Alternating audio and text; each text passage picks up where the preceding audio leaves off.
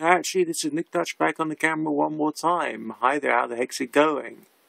That's right, I am the light of the internet, kind of in some strange way. And I'm also energy saving. As you can see, I'm totally compact and thoroughly fluorescent. I am, of course, lying in bed because I've got this phone which has got internet capacity and it's got the immediate ability to watch YouTube, and that's fatal. If you get my drift, because what's going to happen is I'm going to actually watch YouTube when I'm in bed and, want to participate somehow in a debate, and I'm in bed and I'm naked and it's -9 degrees outside and I don't want to get out of bed. I was thinking of filming this, pointing the camera at my face, sort of like, my face on the pillow. But I think that would actually sort of like repel all of the heterosexual viewers I've got, and me having like a 75% demographic of male viewers watching me on this one particular channel, but never mind. Okay, Rosebush, I like you. I think you're great, okay, because we've had some political similarities in the past. And here's the cat. Come on, cat. Let's show everyone the cat. Come on, cat. You can hear me out. There we go. Nice, big, soft, fluffy, putty cat. Yay. Let's see if I can get putty cat in focus there. How's that? Well, no, it's probably more out of focus. Okay. Anyway, Rosebush, I've just morphed into the cat, okay? Because he's actually looking better than I do at the moment. Isn't he? Yeah, he's looking better than I do at the moment. Come on, cat, you can settle down. That's right, there's a good boy. Good boy, yeah. He understands every word you say, right? So, Rosebush, you're talking about the preppers and the prepper mindset and the rest of it. I talk to a lot of these people online. And yes, there are plenty of people out there who are just of the type that you talk about, like the almost like paranoid conspiracy theorists, okay? They're pretty paranoid and pretty conspiracy theorists. They talk about the SHTF situation, the shit hits the fan situation, okay? And they can be rather worried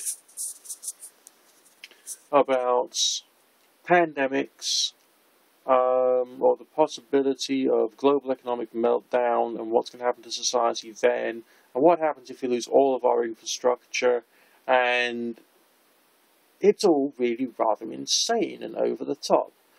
But that's only like a small percentage of what the prepper group is. The vast majority of them will see it more like the Boy Scout movement, be prepared. And they're trying to be prepared for various different eventualities. And there's a lot of good ideas which are present within the prepping communities, to the point whereby I would even consider myself one of them to a certain degree. One of them is food preservation and storage. Now, this does not have to be thousands of tons worth of stuff that goes out of date. This is stuff with a long shelf life, and you rotate it, okay? You put it on a rotation system, so you are actually going to use it. It's not just going to collect mold in your cupboard or go off or all the rest of that. So you make sure you take control of your stocks. Now, have I done that? What I've been preparing for, being a self-employed person, is times of having no money coming in because I've got the flu and I can't do any work, that sort of thing. Now, I have a terrible health history and I just want to be careful. So I've got myself about one and a half weeks worth of beans and lentils and rice, which is going to last a while, which I get through anyway, whenever I need it. Oh dear. And it just means I've got some fallback food just in case I really require it. Okay? What else? I'm doing a few other things because I'm naturally interested in alternative energy technology anyway. And that's something which a lot of preparedness people are interested in, for what happens if there's a grid down situation. I want to take it the other way, because you can reach into these communities, you can take ideas from them which seem to fit your interests at the time. Okay, you don't have to be politically allied to those people, or whatever. You can still look in, dip your toe in, do some research, see what you like, and take that from the culture. So, I am interested in building solar panels. Not because I think that the universe is going to come to a grinding halt, or that we're going to have a terrible shit hits the fan situation. Yeah, the economic data out there is terrifying, okay? If you actually look into what is really happening in the world, politically, economically, socially, on a global scale, Iran, Middle East, Mediterranean, oh, God almighty, you would start to think that the world is coming to an end. I don't think that, well, there goes pussy. Because I'm not paying attention to him properly, that's what it's all about. Okay, I don't think it is going to be totally screwed, because we have the capacity to solve problems. As a species, we do solve problems. We always have solved problems. That's why we have things like hydroelectric plants. That's why we've got things like inoculations for diseases. So, we're not going to have total absence of grid and the rest of it. But things are going to get more expensive. We've already seen this in the prices of petrol. When I started driving again after the end of my drink driving ban, that was 4, 5, 6, 7 years ago? Or 8 years ago, something like that. And then the price of petrol was 74 pence a litre, which was then quite a lot. And now it's about £1.40 a litre. Okay? Roughly £7 per gallon. So the cost of living, full stop, is going up tremendously.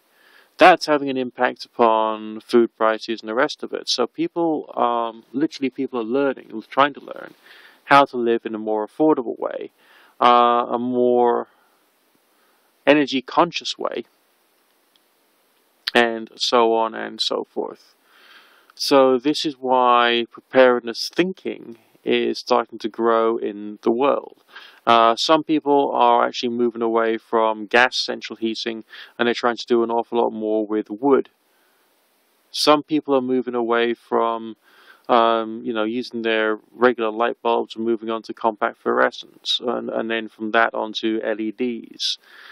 Some people just want to try and turn all the lights off altogether. There are people suffering from energy poverty, and who, as a result of having to, have started to do things which are close to what you could call the prepper mindset. Okay?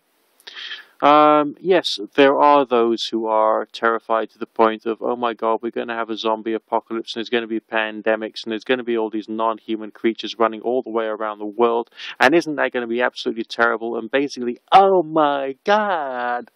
Yeah, they're a bit way out. Okay, we can say they're a bit way out. And I don't agree with them. I don't think it's going to get that bad. We might get another situation like the UK riots we've had before. Yeah, that's a possibility. If it happened, it was just like an opportunity for the chav to just kick off and mess with my country. There's nothing to say that can't happen again. And I mean nothing to say that can't happen again. That's going to have an impact upon the cost of living, infrastructure, availability of food and police and other resources, and it's going to be appalling. I think that if people can be a little cautious beforehand, to make sure they've got some food in stock, they've got some extra battery backup power, so they can still power some essentials in one form or another, whether it's wind-up torches or something else, then that's actually a good thing. That's actually a good thing, alright? And that's not zombie apocalypse thinking. That's looking back at recent history and saying, these are things which have happened in my own time. I have witnessed them, I have seen them, and it happened in my own country as well. Alright, so Britain is politically unstable enough to allow a situation whereby homes and businesses can be under assault on a massive scale, and not for any real reason either. Alright, not for any fucking real reason either. Now, I find that quite upsetting. I find that quite upsetting in a big way. I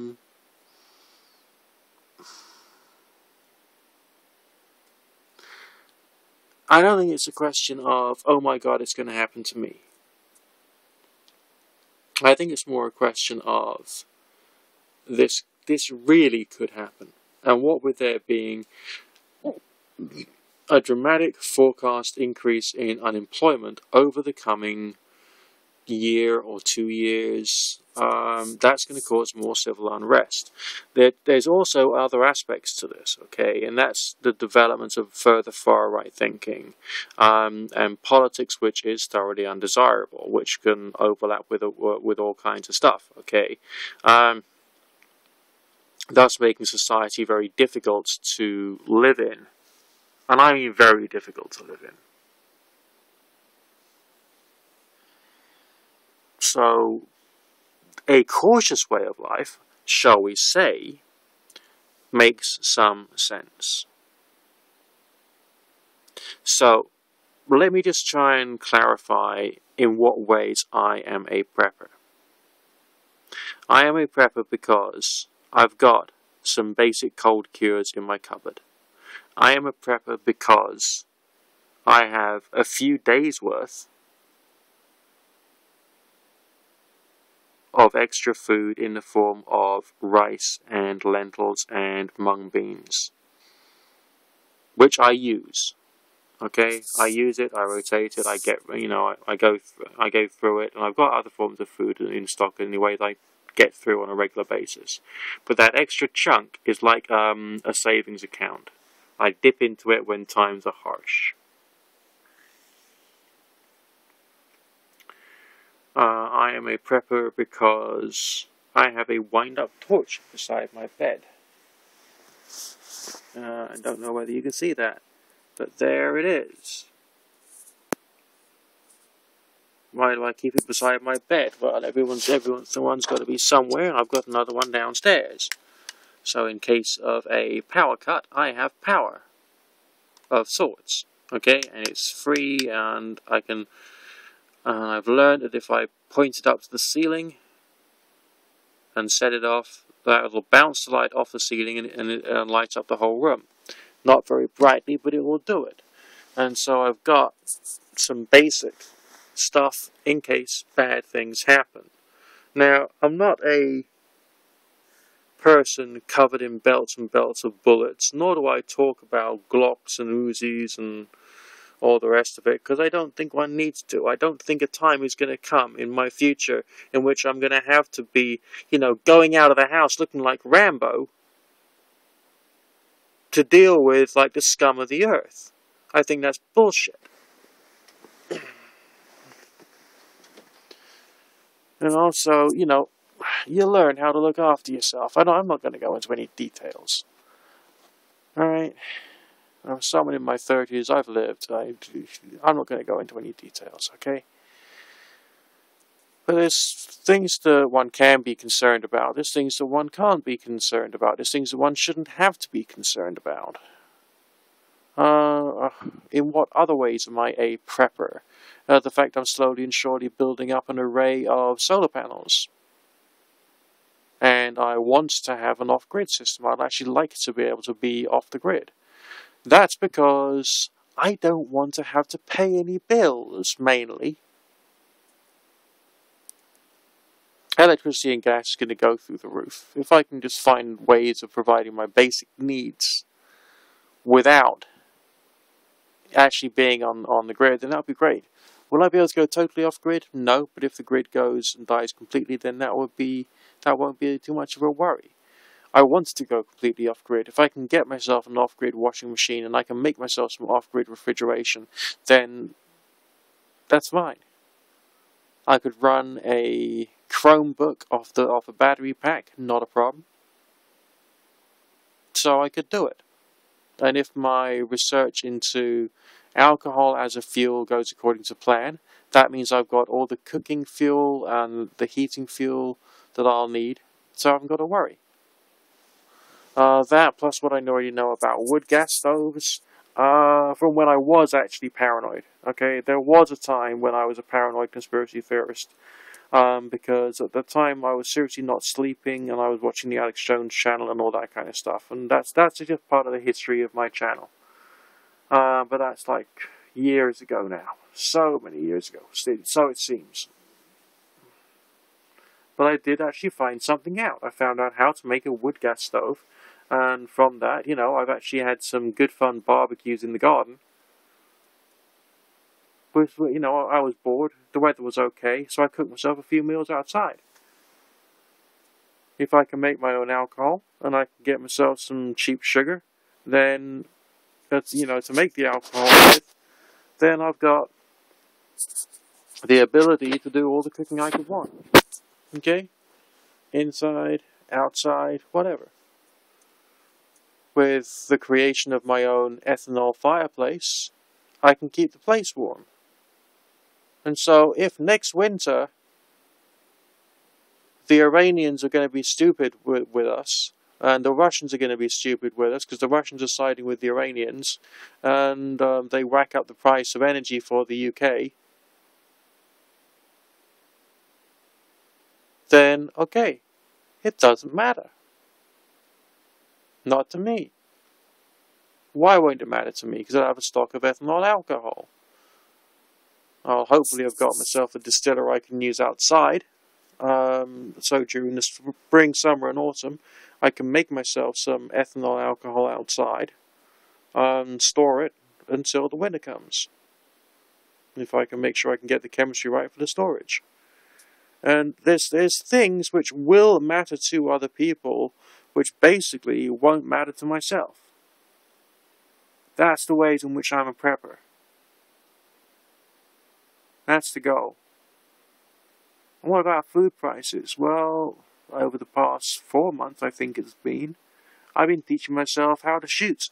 Not Uzis and Glocks or anything like that, but a slingshot. Why? Because I'm going to build up some relationships with landowners, and I'm going to go and suggest or ask them very nicely if I can hunt on their land and get myself some squirrel meat. So, that means some basic food. I'm not going to starve. So in that respect, I'm a prepper. Okay? Does that mean to say I'm terrified of the end of the world? No. Does that mean to say I've got 1,000 tins of food in the cupboard? No. Does that mean to say I've got tons of guns? No. Does that mean to say I've modified the house? No. It hasn't been a single modification done to the building at all.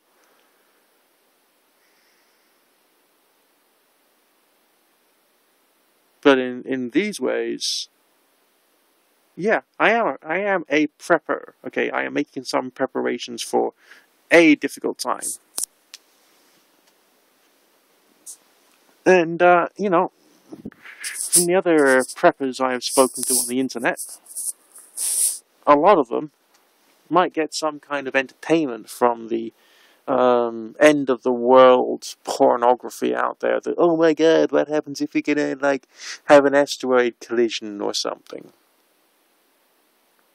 Or a major solar flare that's going to take out the electric grid.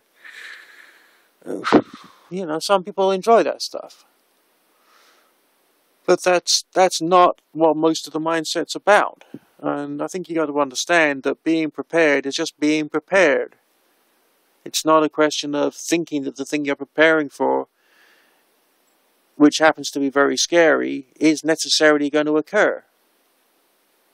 In my case, most of my preparations are centered upon the idea of what happens if, you know, my agency has stopped working, or, you know, I've got some kind of break in employment somehow, and I need to feed myself. I need energy, and, you know, and things like that. So it's mainly unemployment driven. It's not a question of I've got to survive in a post-apocalyptic world. And anyone who thinks like it is about a post-apocalyptic world, I disagree with them. I disagree with them very strongly. Anyway, that's just my views. I've rambled on long enough. Speak to you in a while.